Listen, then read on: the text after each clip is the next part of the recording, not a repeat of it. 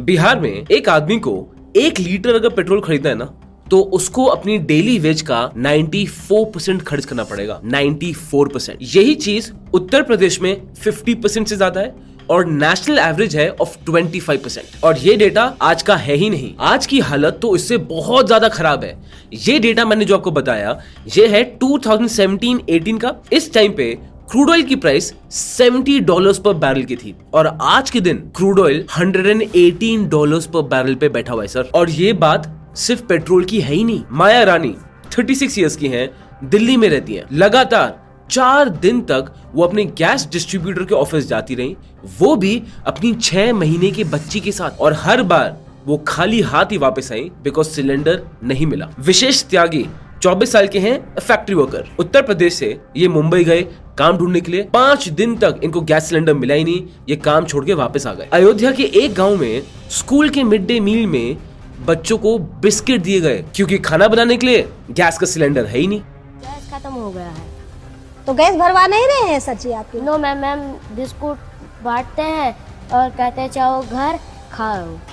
क्या क्या मिला है? दाना और चना बिस्किट। इंडियन एक्सप्रेस ने मुंबई के स्टेशन पे 130 वर्कर से बात की और ये पता चला कि ये सब के सब वापस घर जा रहे हैं क्योंकि गैस सिलेंडर ही नहीं मिला।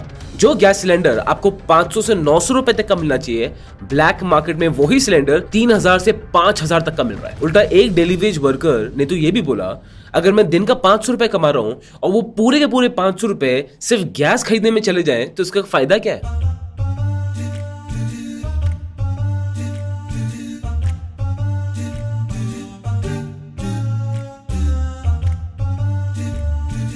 अभी आज हो रहा है अप्रैल 2026 में, जब ईरान यूएस का पूरा इशू चल रहा है। लेकिन ये पहली बार नहीं हो रहा है सर, पिछले 50 सालों में ये 6 बार हो चुका है। और आज मैं आपको यही पैटर्न दिखाना चाहता हूं जिसके बारे में कोई बात ही नहीं कर रहा। इंटरनेट में सब क्या बात कर रहे हैं कि ये प्रॉब्लम है, देखो प्रॉब्लम प्रॉब्लम प्रॉब्लम। मैं सर आपको एकदम बेस पे ले जाना चाह रहा हूं कि इंडिया की रूट्स में एक प्रॉब्लम है जिसकी वजह से चाहे दुनिया में कुछ भी वॉर आए, इंडिया इन्वॉल्व हो या ना हो, इसमें सबसे आधी जेब कटती किसकी है? आपकी और मेरी। और इसको समझने के लिए पूरे सिस्टम को समझना जरूरी है, जो आज हम इस वीडियो में करेंगे सो दैट आप समझ पाओ कि एग्जैक्टली सिचुएशन क्या है, आप इससे कैसे बच सकते हो, पैसों को कैसे रखें कि हम बचें और लॉन्ग टर्म अपनी फैमिली को इन चीजों से प्रोटेक्ट कैसे करें। ये वीडियो आपके लिए बहुत आई ओपनिंग होने वाली है। ये वीडियो आपको पूरी देखनी है बिकॉज इंडिया का कुछ कड़वे सच हैं जो आपको आज पता चलेंगे। अब देखिए, ये 50 साल का पैटर्न है, वही 6 क्राइसिस बार बार होती हैं, वही सेम कहानी बार बार रिपीट होती है। 1973 अरब ऑयल एम्बार्गो, यौम किपुर वॉर हुई। उस टाइम पे सारी अरब कंट्रीज ने ऑयल पे एम्बार्गो लगा दिया, जहां पे ऑयल $3 पर बैरल से बढ़ के सीधा कहा गया $9 पर बैरल में। एक रात में 3 गुना। इंडिया में इन्फ्लेशन 21%। एक ही साल में इंडिया में रैशनिंग शुरू हुई और हमारी पूरी देश की इकोनॉमी एकदम कोलैप्स पे खड़ी हो गई। एंड उस वक्त इंडिया 60 to 70% ऑयल पूरा इंपोर्ट करता था and we were completely unprepared. 1979 Iranian revolution, जब शाह ऑफ ईरान को ओवरटर्न कर दिया गया। ये था दूसरा ऑयल शॉक, जहां पे ऑयल प्राइसेस सीधा ऊपर बढ़ के चली गई $39.5 पर बैरल। और अगर ये प्राइस आज के हिसाब से देखूं तो इट इज अपवर्ड्स ऑफ $140 पर बैरल। इंडिया में पेट्रोलियम प्रोडक्ट्स की प्राइसेस बहुत शार्पली बढ़ी। हमारी देश की गवर्नमेंट को डेफिसिट फाइनेंसिंग पे डिपेंड करना पड़ा, मतलब सरकार अब वो पैसा खर्च करी थी जो सरकार के पास था ही नहीं। 1990 गल्फ वॉर, और ये सबसे ड्रामेटिक था। अगस्त 1990 में ईरान ने कुवैत पर अटैक कर दिया था। उस समय ऑयल की प्राइसेस इतनी शार्पली बढ़ी कि ऑयल बैरल्स फ्रॉम $15 पर बैरल सीधा बढ़ के कितने में आ गए? $35 पर बैरल पे। एक महीने में डबल से भी ज्यादा रेट बढ़ गया। और उस समय इंडिया का ऑयल इंपोर्ट बिल सिर्फ एक ही साल में 60% से बढ़ गया। हमारे देश के फॉरेन एक्सचेंज रिजर्व $1.2 बिलियन से गिर गए। सिर्फ 3 हफ्ते के इंपोर्ट्स बाकी थे। इंडिया डिफॉल्ट होने वाला था, इंटरनेशनल पेमेंट्स करने के लिए पैसे थे ही नहीं। तो गवर्नमेंट ने क्या किया? आरबीआई का 47 टन्स ऑफ गोल्ड को फिजिकली प्लेन में डाला गया और उस प्लेन को बैंक ऑफ इंग्लैंड भेजा। और उसके बाद ऊपर से 20 टन्स ऑफ गोल्ड दोबारा आरबीआई से लेके फिजिकली प्लेन में लोड किया और बैंक ऑफ स्विट्जरलैंड भेजा। 67 टन्स का गोल्ड हमारे देश से फिजिकली बाहर निकाला गया। क्यों? $600 मिलियन का एक इमरजेंसी लोन लेने के लिए, और हमारे देश को अपना सोना मॉर्टगेज करना पड़ गया। एक बार आप सोच के देखो, एक सॉवरेन नेशन को अपना सोने को गिरवी रखना पड़ गया क्योंकि हम अपना ऑयल बिल नहीं पे कर पा रहे थे। एक बार सोच के देखिए, ये उतना ही बुरा है जब किसी आदमी को अपनी घर की ज्वेलरी बेचनी पड़ जाए या उसको गिरवी रखना पड़ जाए। ये एक बहुत बड़ी ह्यूमिलेशन थी, और इसी ह्यूमिलेशन की वजह से 1991 में हमारे देश के नए इकोनॉमिक रिफॉर्म्स आए, और ये इकोनॉमिक रिफॉर्म्स डेवलप्ड कंट्री ने इतने क्रचेस के साथ हमें दिए थे कि उसके भरपाई हम आज तक कर रहे हैं। इस पे मैंने एक पूरी वीडियो बनाई थी, और ये वीडियो के एंड में मैं इस वीडियो के बारे में आपको रिमाइंड भी कर दूंगा। 2008 ग्लोबल ऑयल क्राइसिस। इस टाइम पे ऑयल अपने ऑल टाइम हाई पे चला गया ऑफ $147 पर बैरल। इंडिया में पहली बार पेट्रोल की प्राइस 50 रुपए से ऊपर चली गई। आज के दिन शायद आपको अमाउंट बहुत छोटा लग रहा होगा, बट 2008 में ये एक बहुत मेजर चीज थी। इन्फ्लेशन हमारे देश में 12% से ज्यादा। फिर गवर्नमेंट ने प्राइसेस को लो रखने के लिए क्या किया? 1.4 लाख करोड़ के ऑयल बॉन्ड्स को इशू किया एट 8% इंटरेस्ट रेट। आप आज भी उस जमाने की सब्सिडीज अपने टैक्सेस से भर रहे हो। सेंसेक्स जो जनवरी में 21,000 का था, अक्टूबर में गिर के हो गया 8,000। 62% क्रैश। इंडियन की स्टॉक मार्केट हिस्ट्री का सबसे बड़ा crash. 2022 Russia Ukraine war. Oil पहुंच गया $130 पर बैरल। पेट्रोल की price 120 rupees a litre. LPG cylinder जो 2016 में 584 रुपीज का था, वो बढ़ के हो गया 1053 रुपीज अ सिलेंडर, मतलब 80% increase. Edible oil prices sir वो डबल हो गई क्योंकि यूक्रेन दुनिया का सबसे मेजर सनफ्लावर ऑयल एक्सपोर्टर था। फिर सिचुएशन ठंडी करने के लिए गवर्नमेंट ने स्टेप इन किया था, जहां पे गवर्नमेंट ने पेट्रोल पे 5 रुपए एक्साइज के कम किए और डीजल पे 10 रुपए। लेकिन जो रिटेल प्राइस थी वो फ्रोजन थी एट 103 रुपीज। जो कट का पैसा था वो कंज्यूमर्स को नहीं गया, वो पैसा ओएमसीज के लॉसेस कवर करने के लिए गया था। Net effect on your pocket 0। और इंडिया की क्रूड ऑयल डिपेंडेंसी बढ़ के हो गई थी of 87.4%, all time high. 2026 Iran US war. अभी इस वक्त की बात, ऑयल $61 पर बैरल से बढ़ के कहां चला गया है? $118 पर barrel. Straight of Hormuz effectively आप उसको भी क्लोज ही मान लो। गुजरात के मोरबी में 400 ceramic factories shut, 4 lakh workers की जॉब्स खत्म। सूरत में 200 टेक्सटाइल फैक्ट्रीज बंद, 5 लाख डेली वर्कर्स सब घर गए। हरियाणा के करनाल में राइस मिल्स अब सिर्फ 10% कैपेसिटी में काम कर रहे हैं। फिर गवर्नमेंट ने जो कमर्शियल एलपीजी जा रही है उसमें रैशनिंग शुरू कर दी, और इंडक्शन स्टोव्स उनको प्रमोट किया जा रहा है। ऑपरेशन ऊर्जा सुरक्षा, जहां पे इंडियन नेवी के 8 वॉरशिप्स स्ट्रेट ऑफ हॉर्मुज उनको पार कर चुके हैं। निफ्टी का जो टारगेट था पहले वो था 29,300 पॉइंट्स का, उसको स्लैश कर दिया है, और अब नया टारगेट क्या है? 24,900 पॉइंट्स। एनालिस्ट प्रिडिक्ट कर रहे हैं 13 to 15% करेक्शन। अब एक बार ये पैटर्न नोटिस करिए, हर क्राइसिस के बाद प्राइसेस जो होती हैं वो पूरी तरह नीचे आ जाती हैं। पेट्रोल 2008 में 50 रुपीज से ज्यादा था, आज 95 रुपीज से ज्यादा हो गया। एलपीजी सिलेंडर्स 2014 में 400 रुपए तक के थे, आज वो 900 से ऊपर चले गए। जो भी इंक्रीज होता है ना सर, वो परमानेंट है। ये एक रैकेट है जो सिर्फ ऊपर ही जाता है और नीचे कभी पूरी तरह आता ही नहीं है। और सबसे इंपॉर्टेंट, इंडिया की जो क्रूड ऑयल डिपेंडेंस है पिछले 50 सालों में वो 60% से बढ़ के 80% तक चली गई है। इसका मतलब ये है कि आने वाले चाहे कोई भी ग्लोबल क्राइसिस हो, सबसे ज्यादा वल्नरेबल आप और मैं हैं। अब मैं आपको वो चीज दिखाना चाहता हूं जिसके बारे में ज्यादा कोई इंटरनेट में बात ही नहीं करता। पेट्रोल प्राइसेस को एक बार ब्रेक डाउन करते हैं। अब जब मैं वीडियो रिकॉर्ड कर रहा हूं, दिल्ली में पेट्रोल की प्राइस है 94.77 रुपीज अ लीटर, ठीक है। अब इसमें सेंट्रल एक्साइज ड्यूटी है 11 रुपीज 9 पैसे की, स्टेट वैट वो है 15 रुपीज 40 पैसे का। सो लगभग 94.77 रुपीज का जो 1 लीटर का पेट्रोल है उसमें से 27 रुपीज से ज्यादा हम टैक्स दे रहे हैं। तो आप ये देखिए कि 28 to 29% हर 1 लीटर पेट्रोल में हम टैक्स भर रहे हैं। बट ये आज की बात है, 2026 की बात है, जब गवर्नमेंट ने ईरान और यूएस की क्राइसिस की वजह से एक्साइज ड्यूटी को कम करके रखा हुआ है। अगर हम पहले देखते हैं 2020 देखते हैं तो 2020 में पेट्रोल की 1 लीटर प्राइस में 69% टैक्स था। 69%। मतलब जस्ट इमेजिन करिए, जब आप पेट्रोल खरीदने जा रहे हैं तो आप पेट्रोल नहीं खरीद रहे हैं, आप टैक्स खरीद रहे हैं उसमें जो थोड़ा बहुत पेट्रोल आपको मिल जाएगा। और अगर उससे भी पहले जाएंगे सो 2014 में 1 लीटर पेट्रोल में 31% टैक्स था। सो सीधा 2014 से 2020 6 सालों में जो गवर्नमेंट का टैक्स था पेट्रोल में वो 31% से 69% तक चला गया। अब एक बार पैसे को और फॉलो करते हैं। जून 2014 से जनवरी 2016 इसके बीच इंटरनेशनल मार्केट में क्रूड ऑयल प्राइसेस वो स्टेबलाइज हो गई थी और नीचे भी आई थी। अब उस समय ये देख के नॉर्मल लॉजिक क्या बोलता था कि देखो यार पेट्रोल सस्ता हो गया तो कंज्यूमर्स हमें उसका फायदा मिलेगा। गवर्नमेंट ने क्या किया, फायदा कंज्यूमर्स के देने के बजाय एक्साइज ड्यूटी उसको और बढ़ा दी। पेट्रोल पे 11 रुपीज से, डीजल पे 13 रुपीज से। इसके वजह से एक्साइज कलेक्शन ऑन पेट्रोल वो 200% से बढ़ गया एंड डीजल पे 600% से बढ़ गया। और इसका रिजल्ट आप क्लियरली सरकार के नंबर्स में देख सकते हैं। 2014-15 में गवर्नमेंट का जो पेट्रोलियम एक्साइज रेवेन्यू था वो था ऑफ 1.15 लाख करोड़। वही चीज 2020-21 में बढ़ के हो गई टू 3.84 लाख करोड़। 6 सालों में 3 गुना ज्यादा। अब यहाँ पे आप एक बहुत जेन्युइन क्वेश्चन पूछ सकते हो कि हर्ष, जब क्रूड ऑयल प्राइसेस बढ़ती हैं तो गवर्नमेंट एक्साइज ड्यूटी कम करती है ना हमें हेल्प करने के लिए। हाँ, 2022 में गवर्नमेंट ने किया, 2026 अभी फिर से किया। पेट्रोल पे 10 रुपए का स्पेशल एक्साइज कट वो है हमारे पास। हम कंज्यूमर्स को क्या मिला?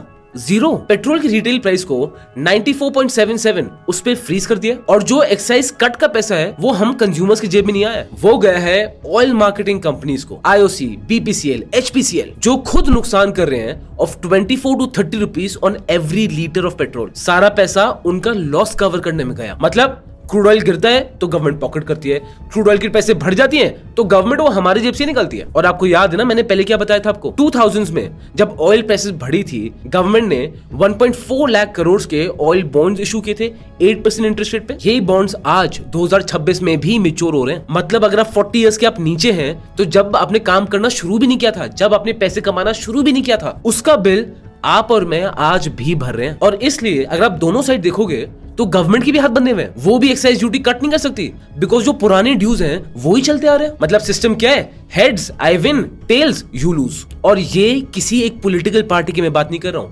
हमारे देश में 50 साल से सेम स्ट्रक्चर है, चाहे कोई भी पॉलिटिकल पार्टी हो, हर सरकार ने ये ही किया है। अब एक बहुत कॉमन नोशन है कि लोग सोचते हैं कि चलो अगर क्रूड ऑयल की प्राइस बढ़ गई तो पेट्रोल ही महंगा होगा ना, बट ये आधी बात है। अब मैं आपको चेन रिएक्शन समझाता हूं। ऑयल की प्राइस बढ़ती है तो डीजल की प्राइस बढ़ती है, ट्रक्स वो महंगे चलते हैं। अब हर एक चीज जो ट्रक्स के रास्ते से आपके पास आ रही है वो हर चीज महंगी हो जाती है। दूध, ब्रेड, अंडे, पैकेज फूड, एवरीथिंग, हर चीज का दाम बढ़ जाता है। आपका मंथली ग्रोसरी का बिल कम से कम 2000 से 5000 रुपए से बढ़ जाएगा। एक और रिएक्शन बताता हूं, क्रूड ऑयल की प्राइसेस बढ़ गई तो LPG की प्राइस बढ़ जाती है, जिसकी वजह से घर पे भी खाना महंगा हो जाता है, बाहर भी खाना महंगा हो जाता है, क्योंकि रेस्टोरेंट्स 60 to 65% LPG गैस वो ही यूज कर रहे हैं। आपको एक और बताता हूं, क्रूड ऑयल की प्राइसेस बढ़ती हैं तो नेचुरल गैस है उसकी प्राइस बढ़ जाती है, जिसके वजह से जो फर्टिलाइजर है वो बहुत महंगा हो जाता है। स्ट्रेट ऑफ हॉर्मुज से दुनिया का 35% यूरिया और 45% सल्फर वो एक्सपोर्ट होता है। और जब यही चोक हो जाता है इंडियन एग्रीकल्चर, हमारी फर्टिलाइजर कॉस्ट वो बहुत बढ़ जाती है। और शुरुआत होगी क्रॉप की महंगी होने से, बट आगे बढ़ के होगा क्या, वो सारी कॉस्ट हम ही पे करने वाले हैं बिकॉज हमारा खाना बहुत महंगा होने वाला है। एक और चेन रिएक्शन देता हूं, क्रूड ऑयल बढ़ता है तो जो पेट्रोकेमिकल्स हैं वो महंगे हो जाते हैं, तो जो पेट बॉटल्स हैं, जो प्लास्टिक पैकेजिंग है, जो HDPE पैकेजिंग है, सब महंगी हो गई। अब इस चक्कर में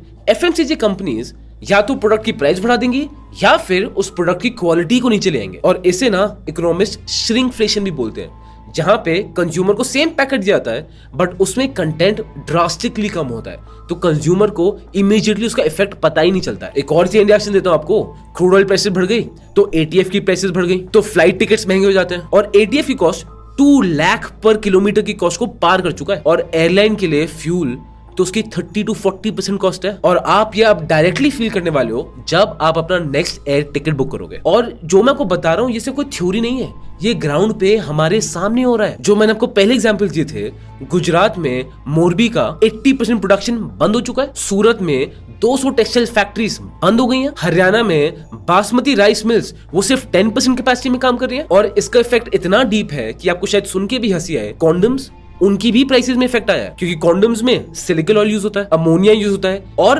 पेट्रोकेमिकल बेस्ड प्लास्टिक चाहिए, और ये सब शॉर्ट सप्लाई में है। सर मैं आपको बस ये समझाना चाह रहा हूँ, ऑयल प्राइसेस जब बढ़ती है ना सर बात सिर्फ पेट्रोल की नहीं है, हर चीज आपकी महंगी होने वाली है, हर एक चीज। अगर ऑयल प्राइस सिर्फ 10 रुपए से भी बढ़ता है ना, तो आपके साल का खर्चा कम से कम 12,000 to 60,000 ऐसे ही बढ़ जाएगा।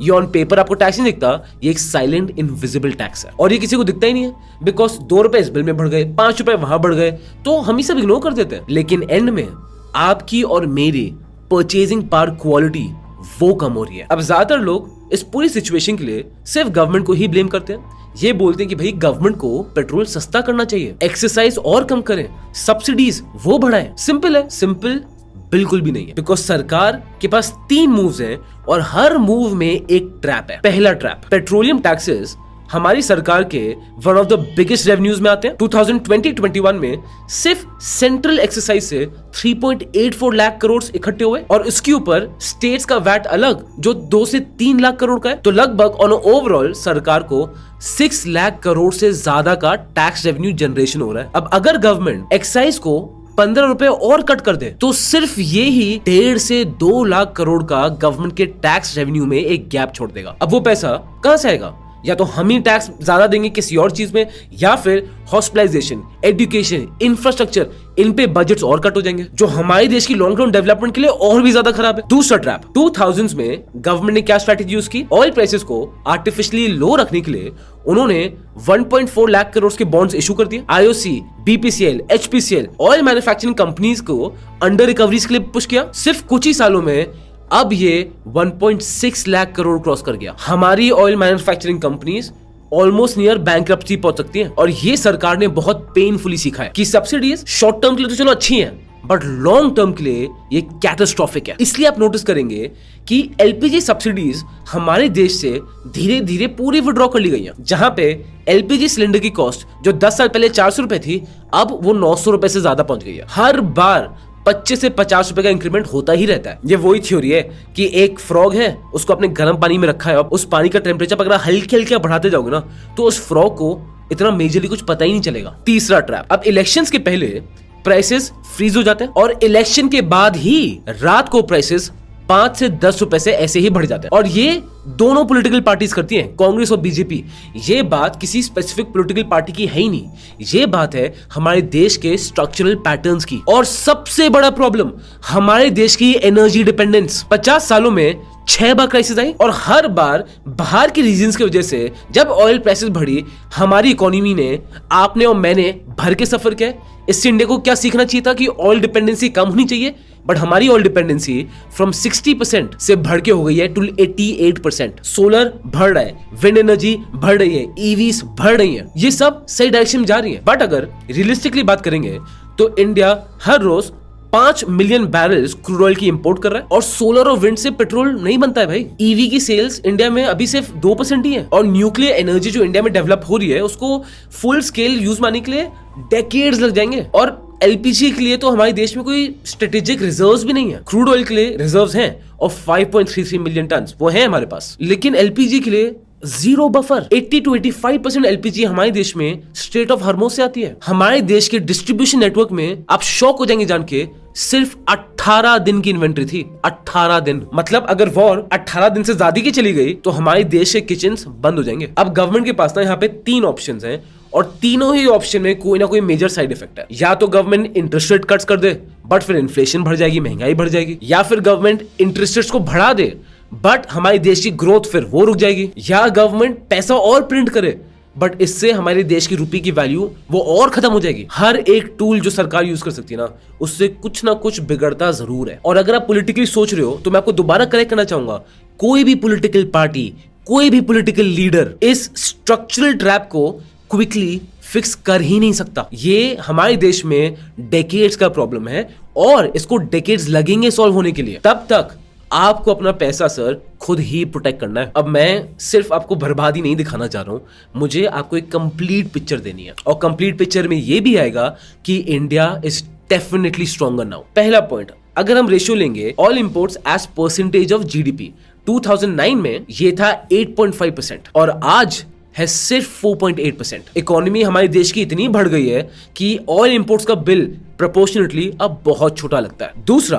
गवर्नमेंट ऑयल सब्सिडीज 85% तक कट कर चुकी है। जो पहले $25 बिलियन की सब्सिडी थी, अब रह गई है सिर्फ $3.5 बिलियन की। और ये जो फ्रीड अप मनी गवर्नमेंट के पास बचता है, इसको सरकार रिन्यूएबल एनर्जी में पुश कर रही है। रिन्यूएबल इन्वेस्टमेंट शेयर जो 2014 में 23% था, वो 2025 में 40% से ज्यादा हो गया। तीसरा, अब रशिया इंडिया का नंबर 1 क्रूड ऑयल सप्लायर है। 36% शेयर जो इंडिया का क्रूड ऑयल इंपोर्ट्स पहले गल्फ से आता था, अब रशिया से आता है और हमें वो सस्ता पड़ता है। हमारी जो स्ट्रेट ऑफ हार्मोस में डिपेंडेंसी थी फॉर क्रूड ऑयल स्पेसिफिकली, वो सिग्निफिकेंटली अब कम हो गई है। और इंडिया इस क्राइसिस में, जहां पे इन्फ्लेशन हमारी सिर्फ 2% थी, जहां पे जीडीपी ग्रोथ रेट 7.6% था, उसके साथ इस क्राइसिस में एंटर किया है। 2008 की जब क्राइसिस थी, उस समय इंडिया का इन्फ्लेशन 12% पे बैठा था और कोविड के टाइम हमारी पोजीशन ऑलरेडी स्लो डाउन थी।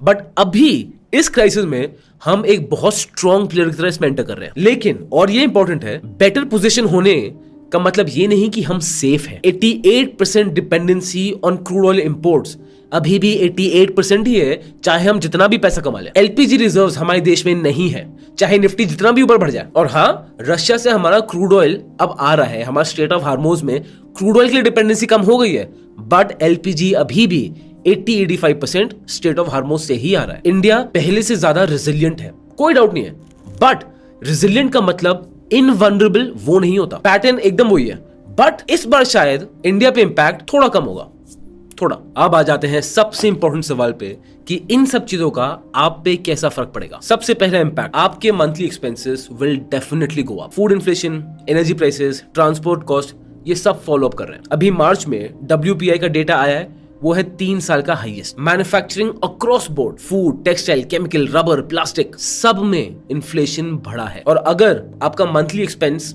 50,000 है, तो आप ये मान के आराम से चल सकते हैं कि आने वाले 6 महीनों में आपका मंथली एक्सपेंस बढ़ के हो जाएगा 55 to 65,000। और ये भी आपके बिना कोई लाइफस्टाइल अपग्रेड करे।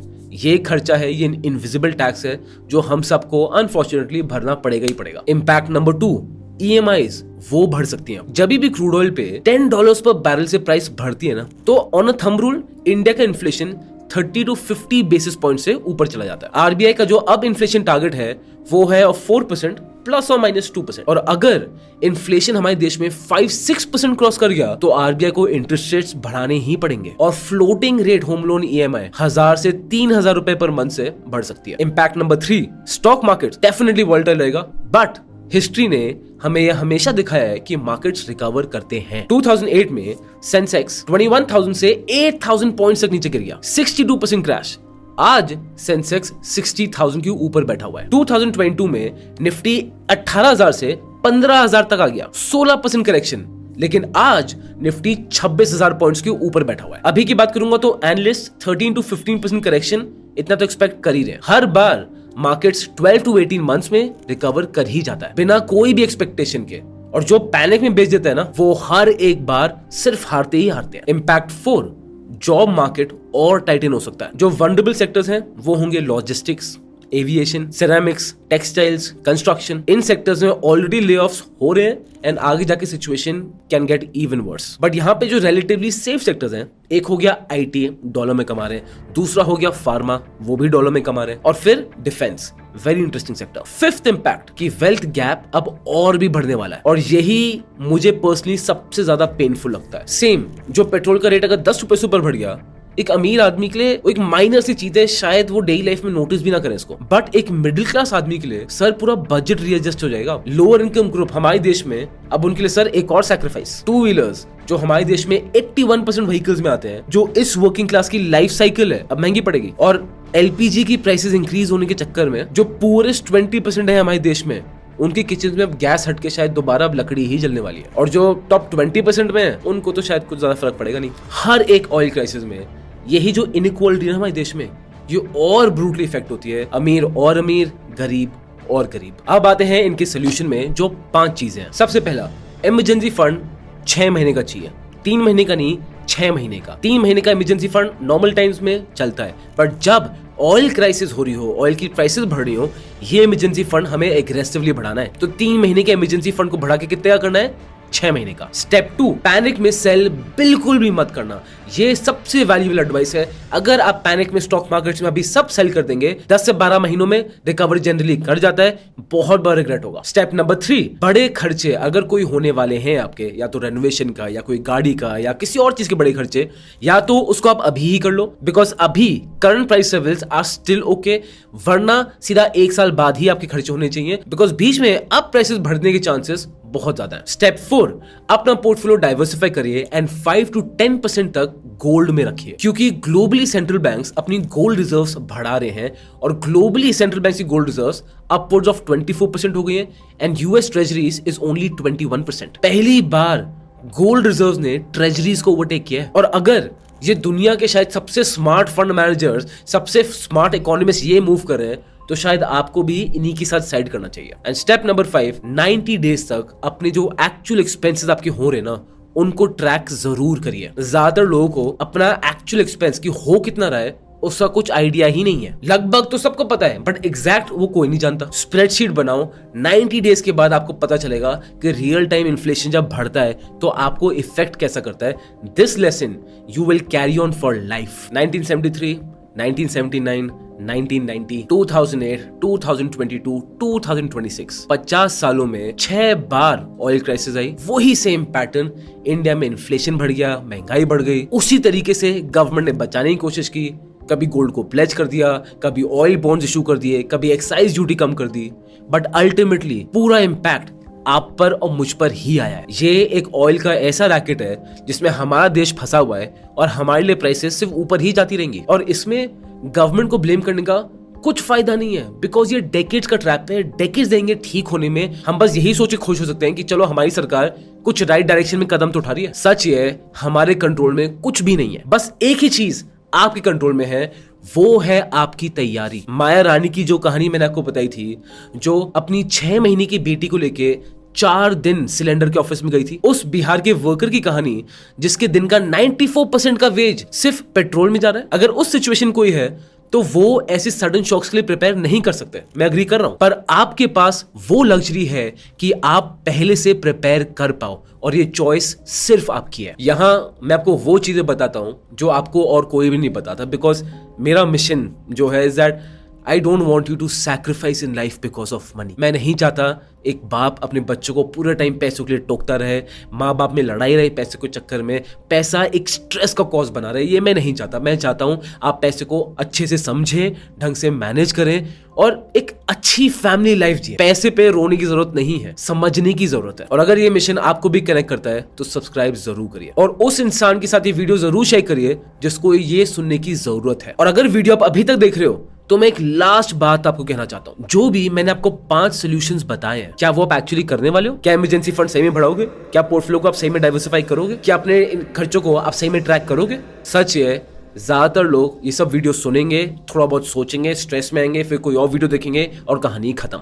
अगर आपको लगता है कि आप चाहते हो कि यार कोई आपके साथ बैठे, आपके फाइनेंसेस समझे, आपका पोर्टफोलियो समझे और फिर आपको एक क्राइसिस फाइनेंशियल प्रूफ प्लान बना के दे, तो मेरे लिए आपके पास एक बहुत अच्छा ऑप्शन है, गोयला फाइनेंशियल सर्विसेज, जो एक सेबी रजिस्टर्ड कंपनी है। हम बनते हैं आपके पर्सनल सीएफओस। नेक्स्ट क्राइसिस आने के पहले ही आपका पोर्टफोलियो फाइनेंसेस अकॉर्डिंगली रेडी कर देते हैं, उसके आने के बाद नहीं। डिस्क्रिप्शन में एक लिंक है एक फ्री वेल्थ डायग्नोस्टिक कॉल के लिए, जहां मैं या फिर आदित्य आपके साथ बैठेंगे आधा घंटा और आपको क्लैरिटी देंगे ऑन योर फाइनेंसेस और आपको क्या शॉर्टकमिंग्स हैं और क्या स्ट्रेंथ्स हैं। और अगर आपको वो टाइम अभी नहीं लग रहा है, कोई दिक्कत नहीं है, इस वीडियो को शेयर जरूर करिएगा, बिकॉज आने वाले 6 महीने में ना इस चीज की जरूरत बहुत लोगों को पड़ने वाली है। अभी तक वीडियो देखने के लिए बहुत बहुत धन्यवाद।